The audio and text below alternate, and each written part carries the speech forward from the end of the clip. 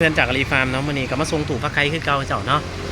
สาเก่าเจ้าเดิมเจ้าเนาะอันนี้เป็น176หน่วยเกรด A เต็มสเปคเด้อเจ้าเด้อสำหรับอารีฟาร์มเนี่ยมีตู่ฟักไข่หลากหลายแบบให้เลือกเด้อเจ้าเด้อแล้วก็ณปัจจุบันนี้สำหรับรุ่นต่อรุ่นแล้วก็สเปคต่อสเปคเป็นอารีฟาร์มเป็นผลิตถือประมูลเด้อเจ้าเด้อสเปคเครื่องแล้วก็ขนาดแล้วก็บรรจุต่างๆกับอะไรที่เฮาใส่เจ้าถ้าเทียบรุ่นต่อรุ่นแม่นเฮาถือหลายเจ้าเนาะบางรุ่นรุดจาก